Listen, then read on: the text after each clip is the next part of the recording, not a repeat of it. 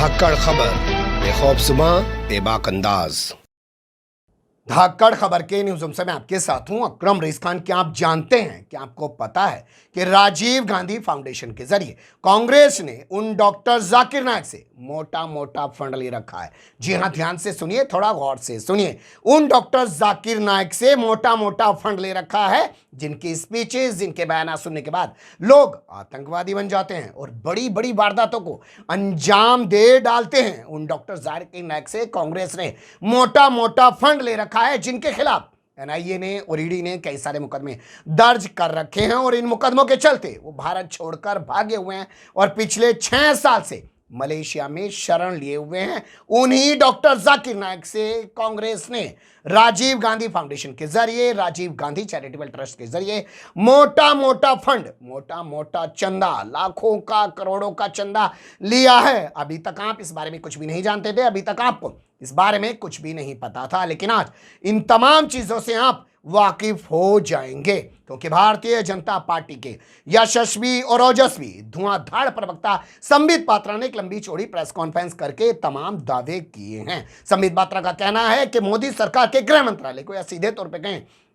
कि अमित शाह के मंत्रालय को कहीं से खबर लगी कि डॉक्टर जाकिर नायक से राजीव गांधी फाउंडेशन को और राजीव गांधी चैरिटेबल ट्रस्ट को मोटा मोटा चंदा मिला है और उसके बाद राजीव गांधी फाउंडेशन और राजीव गांधी चैरिटेबल ट्रस्ट के एफसीआरए पर बैन लगा दिया गया। आप जानते हैं एफसीआरए एक ऐसी व्यवस्था होती है जिसके जरिए आप विदेशों से फंडिंग ले सकते हैं, लेकिन संबित पात्रा के इस ऐलान के साथ कई तरह के सवाल भी खड़े हो गए हैं क्योंकि संबित पात्रा अपनी प्रेस कॉन्फ्रेंस में बता रहे हैं कि 2020 में हमारे यशस्वी ओजस्वी राष्ट्रीय अध्यक्ष जेपी नड्डा ने इस बारे में इशारा किया था कि राजीव गांधी फाउंडेशन को चाइना से डोनेशन मिलती है। तो भैया 2 साल बाद क्यों सुध आई है? और डॉक्टर जाकिर नायक तो इस देश से 6 साल पहले भाग चुके हैं, फरार हो चुके हैं। आज जाकर क्यों याद आई है? जब आपने जाकिर नायक के खातों को खंगाला होगा तो तब क्या आपको पता नहीं चल पाया होगा कि राजीव गांधी फाउंडेशन और राजीव गांधी चैरिटेबल ट्रस्ट को फंड दिया गया है या नहीं दिया गया है? लेकिन फिर भी आप संबित पात्रा के दावे तो सुन ही सकते हैं। सुन लीजिए, फिर कुछ सवाल हैं उनसे और आपको रूबरू कराने की कोशिश करूंगा।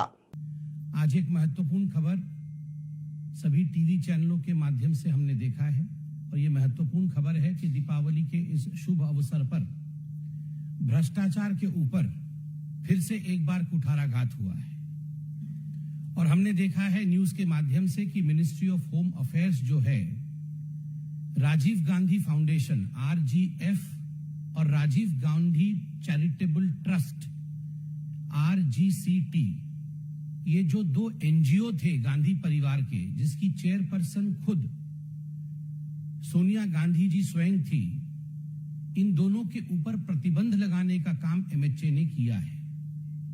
प्रतिबंध FCRA foreign contribution regulatory act के अंतर्गत जो 2002 में एक्ट बना था, उस एक्ट के अंतर्गत ये कार्यवाही हुई है।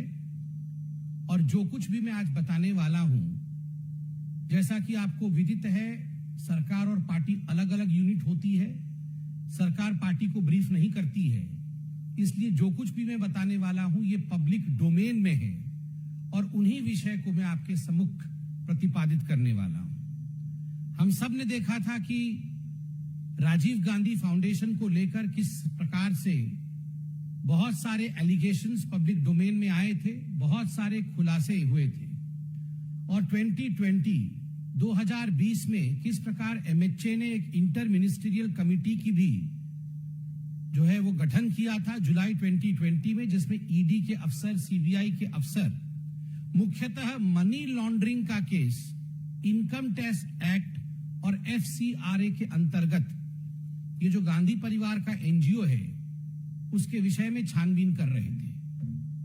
आज जब ये खबर आई है कि एफसीआरए के अंतर्गत लाइसेंस रद्द किया गया है गांधी परिवार के इस एनजीओ का, भारतीय जनता पार्टी और देश की जनता इसका स्वागत करती है। आप सबको जान के आश्चर्य होगा, वैसे भारतीय जनता पार्टी के यशस्वी राष्ट्रीय अध्यक्ष माननीय जेपी नड्डा जी ने 2020 में एक प्रेस कॉन्फ्रेंस में और एक अपने भाषण में भी ये उजागर किया था कि किस प्रकार ये जो राजीव गांधी फाउंडेशन है जिसकी चेयरपर्सन स्वयं सोनिया गांधी है और जिसके ट्रस्टी राहुल गांधी और प्रियंका वाड्रा हैं, किस प्रकार से एक बार नहीं, दो बार नहीं, मगर तीन बार चाइना के कम्युनिस्ट पार्टी और चाइना की एम्बेसी से आरजीएफ ने डोनेशन लिया था। ये सारा कच्चा चिट्ठा आपके सामने उस समय भी रखा गया था, मैं दोबारा आपके सामने रख रहा हूं। Partner organisations and donor year 2005 to 2006 ये राजीव गांधी फाउंडेशन का है। इसमें आप देख सकते हैं जो डोनर्स लिस्ट है उसमें government of people's republic of China, government of people's republic of China.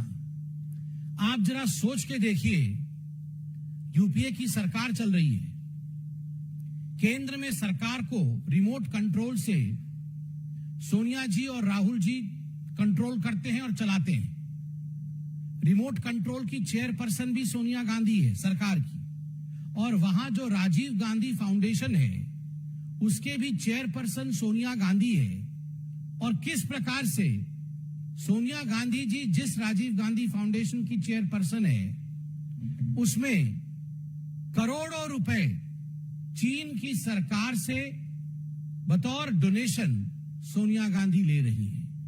और केवल चीन की सरकार से ही नहीं, ये डोनेशन एम्बेसी ऑफ चाइना से भी लिया गया था। ये अपने आप में बहुत घृणित विषय है।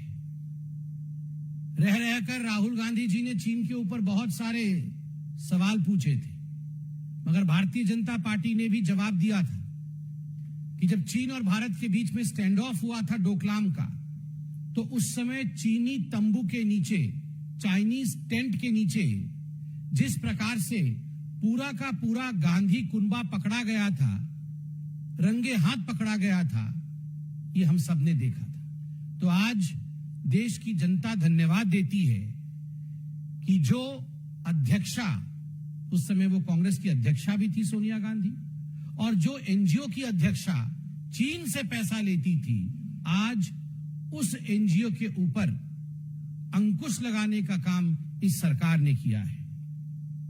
उस समय भी भारतीय जनता पार्टी ने कांग्रेस से सवाल पूछा था कि आखिरकार क्या कारण था कि जब बीजिंग में ओलंपिक हुआ तो पूरा का पूरा गांधी परिवार बीजिंग गया था, जिसमें रॉबर्ट वाड्रा भी शामिल थे, प्रियंका वाड्रा भी शामिल थी, राहुल गांधी भी शामिल थे, प्रियंका जी तो सोनिया जी तो थी ही। और वहां उस अवसर पर सोनिया जी की मौजूदगी में शी जिनपिंग और राहुल गांधी के बीच एक करार हुआ था, एमओयू हुआ था। उसके बाद ये डोनेशंस आए थे। तो स्वाभाविक रूप से उसका उत्तर कांग्रेस पार्टी ने तो आज तक नहीं दिया है, मगर आज अंकुश लगने का काम हुआ है। केवल इतना ही नहीं, भारतीय जनता पार्टी ने ये राजीव गांधी फाउंडेशन के एक बहुत बड़े दूसरे घोटाले का भी उजागर किया था। और वो घोटाला था, वो गड़बड़ी थी कि prime minister national relief fund जो 1948 में बना था, इस रिलीफ फंड का मुख्य उद्देश्य जो नेचुरल कैलामिटी में जो लोग पीड़ित होते हैं, उन विक्टिम्स के लिए जो जनसाधारण पैसा देती है, कैसे इन विक्टिम्स को, इन पीड़ितों को सहायता मुहैया किया जाए, यह मुख्य उद्देश्य prime minister national relief fund का होता है। मगर आपको जान के दुख होगा कि एक बहुत बड़ा इसकी जो रकम है, यह रकम राजीव गांधी फाउंडेशन को भी डोनेशन और गिफ्ट के रूप में जाता था। डॉक्टर मनमोहन सिंह ने, तत्कालीन प्रधानमंत्री ने पार्लियामेंट के पटल पर खड़े होकर उस समय लगभग 100 करोड़ का एक पैकेज घोषित किया था जो राजीव गांधी फाउंडेशन को जाना था। केवल इतना ही नहीं, 7 ministries, government departments including MHA और 11 पीएसयू जो पब्लिक सेक्टर यूनिट्स थी, उन्होंने आरजीएफ को 2005 और 2013 के बीच में डोनेट किया था। यह भी फहरिस्त हम आपको दिखा सकते हैं। ये वो कंपनियां और ये वो मिनिस्ट्री हैं जिन्होंने सोनिया जी की अध्यक्षता में जो एनजीओ चल रही थी, उस एनजीओ को पैसा देने का काम किया था।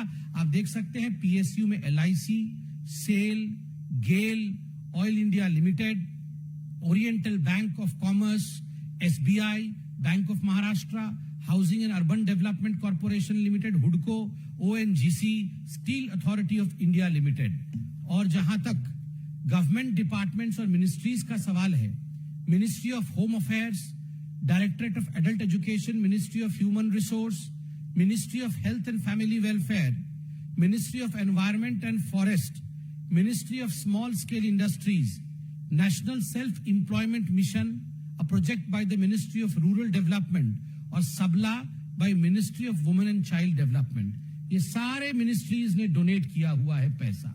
और prime minister national relief fund का 2007 और 8 का डोनर लिस्ट में भी आप आरजीएफ में नाम देख सकते हैं, प्राइम मिनिस्टर रिलीफ फंड का। केवल इतना ही नहीं, इसके साथ साथ आपको याद होगा कि भारतीय जनता पार्टी ने विगत दिनों में प्रेस कॉन्फ्रेंस के माध्यम से खुलासा किया था कि किस प्रकार से जिन लोगों ने गलत गतिविधि करके, भ्रष्टाचार करके करोड़ों खरबों रुपए कमाए, ऐसे लोगों से भी पैसा उगाही करने का काम एनजीओ राजीव गांधी फाउंडेशन ने किया था, जिनमें मुख्यतः जाकिर नायक और जाकिर नायक की जो संस्था थी इस्लामिक रिसर्च फाउंडेशन, उससे भी मोटा रकम लेने का काम किया था।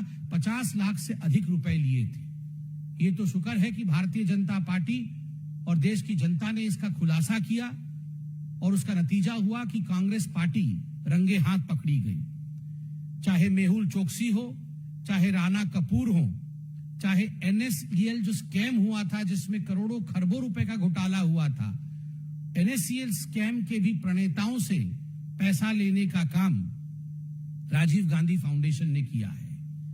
आज भारतीय जनता पार्टी उन तमाम इन्वेस्टिगेटिव एजेंसीज का धन्यवाद करती है कि इस प्रकार के काम करने वालों के ऊपर पूरे भारतवर्ष में कानून के अंतर्गत जो हिंदुस्तान का संविधान कहता है, whatever the constitution of the country says, उसके अंतर्गत कार्यवाही होना बहुत उचित था और ये कार्यवाही हुई है। ये अपने आप में बहुत बड़ी बात है, क्योंकि जिस समय यूपीए का शासन था किसी में हिम्मत नहीं थी कि जाकिर नायक से और चाइना की सरकार से पैसे लेने वाले एनजीओ के ऊपर कार्यवाही कर सके, क्योंकि चित भी मेरी पट भी मेरा, यहां भी सोनिया वहां भी सोनिया। याद करिए, सरकार भी सोनिया गांधी चलाती थी, Rajiv Gandhi foundation, Rajiv Gandhi charitable trust और यहां तक कि नेशनल हेराल्ड भी यही लोग चलाते थे। हर तरफ अत्र तत्र सर्वत्र जहां जहां भ्रष्टाचार वहीं वहीं भ्रष्ट परिवार, जहां जहां भ्रष्टाचार है वहीं वहीं भ्रष्ट परिवार है।